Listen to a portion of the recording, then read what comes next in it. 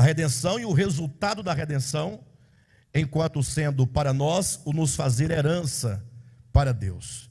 E não somente a redenção, enquanto o processo de libertação e também o resultado que é fazer-nos herança, mas sobretudo o propósito universal da redenção, que conforme diz aqui, é de fazer convergir no Filho todas as coisas na dispensação da plenitude do tempo, ou que seja, dos tempos, né?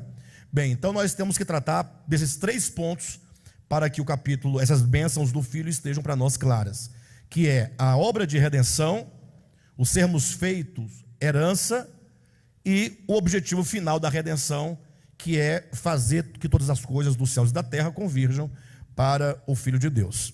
Então observe como que o apóstolo ele desenha a economia de Deus numa ordem que seja para nós compreensível.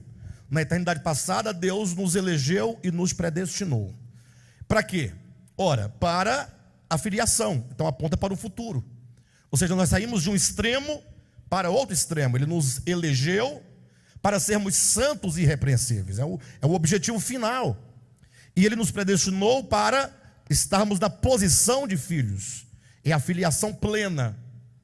Ocorre que quem nos assegura que isso vai acontecer é o Espírito Santo enquanto penhor, o Espírito Santo enquanto selo.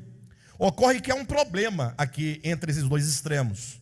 Ocorre que Deus nos criou para sermos santos, para a filiação, mas ocorre que o homem pecou, teve o problema do pecado. Então a redenção de Cristo, ela vem para o homem enquanto um meio para trazer o homem de volta, ou levar o homem ao cumprimento do propósito de Deus original. Então a redenção, ela é muito maior que a salvação do homem, mas quando nós pensamos no homem, temos que pensar dessa seguinte maneira: Deus predestinou mas houve a queda. Então a redenção resgata este homem para o cumprimento do propósito de Deus. Desculpe-me, amados. Nós veremos que, com respeito ao propósito da redenção, a redenção é muito maior do que a mera salvação do homem, que é o de fazer convergir todas as coisas na plenitude dos tempos, na pessoa de Jesus Cristo, tá bom? Então vamos lá, eu quero conversar com os irmãos acerca dessa bênção em Cristo, dessa bênção do Pai em Cristo, que é a obra de redenção. Eu quero que os irmãos pensem comigo a obra de redenção. Quando eu digo que os irmãos pensem comigo, porque a obra de redenção, embora seja algo tão fundamental no Evangelho e na economia de Deus, mas ela por muito tempo foi ensinada como um dogma. Ela foi ensinada enquanto uma ideia, apenas uma ideia. De modo que, segundo o cristianismo, sobretudo protestantes e evangélicos, né? É preciso que a pessoa creia naquele tema, creia naquele dogma, para que, crendo, ela tenha a garantia de que será salva. Por isso que, hoje em dia, você ouve muito, né? A questão do apelo, quem quer aceitar a Jesus.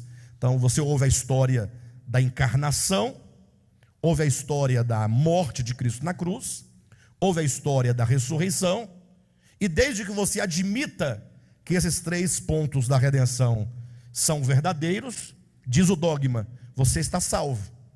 Aí agora, a partir de então, você aguarda ou o dia da sua morte para ir para o céu, ou você aguarda a vinda de Cristo para que Ele te leve para o céu. Vocês entendem o que eu estou dizendo? Então, todos os crentes, ou se não, a maioria absoluta ou esmagadora dos cristãos, tem essa ideia consigo, né? A ideia de que eles confessam esse dogma, é uma confissão, ou seja, esse sistema de pensamento, ou que seja a ideia da encarnação, morte e ressurreição, ele agora tem por verdade, e porque ele assumiu por verdade, ele agora tem a garantia de estar salvo. E o pior, tem um elemento que torna esse pensamento ainda mais equivocado, é de que essa confissão desses 3 elementos depende da sua permanência dentro do sistema religioso.